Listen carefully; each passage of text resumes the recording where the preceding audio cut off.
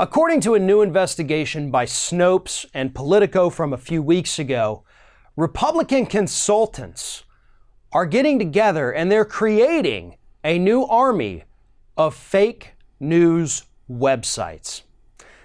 And Snopes did some of the investigation, traced some of the funding for these, and actually found out that some of these little websites, they're popping up locally in communities, trying to seem like a local source of news, but it's completely fraudulent.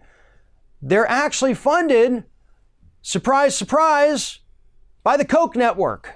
Not all of them, but some of them. So we have the Koch brothers out there. We have other big money Republican donors, according to Snopes, out there funding these fake news websites, and they all are meant to serve a single purpose: to spread misinformation and disinformation and lies ahead of the 2020 presidential election. And they're becoming more common. They're popping up overnight. Usually with the word daily in them, like we've seen with the Daily Wire, the Daily Caller, the Daily whatever the hell it is. But they're all fake news. And here's what's so interesting to me about this. First and foremost, this is 100% legal. You can't just go out there and shut down a website because they're printing nonsense and gibberish. But it's that they're taking a playbook out of both our PSYOPs and what foreign countries are trying to do here in the United States.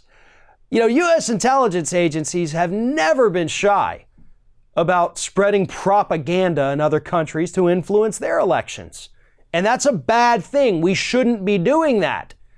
Other countries took a lead from us and started doing it here in the United States. That doesn't excuse what they did over here by saying, well, we did it first. I've seen people make that argument and it's absolutely insane. No, it's bad when anybody does it and nobody should be doing it. But now Republican operatives, Republican consultants, and Republican donors have said, you know what? This isn't just for greedy governments anymore trying to get their way in a foreign country. Why don't we just start doing it because we have no scruples and we're just as bad as all of those other bad faith actors on the global stage. So here's the thing. As I mentioned, this is legal. We can't just shut these things down. It's a violation of people's constitutional rights. So what do? Well, we do the only thing we can do. We fight back with information.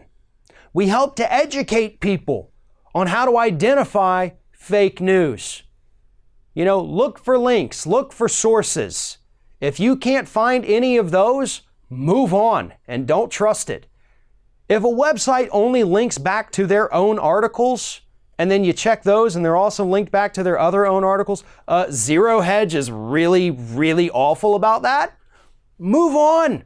If you can't source from a not you source, I don't trust you because it's likely that you've made it up. If you post an article that has no links, don't bother. Unless, of course, it is a reputable news outlet. You got Washington Post or New York Times or LA Times or Miami Herald. Yeah, they don't have to post links because they have investigative journalists.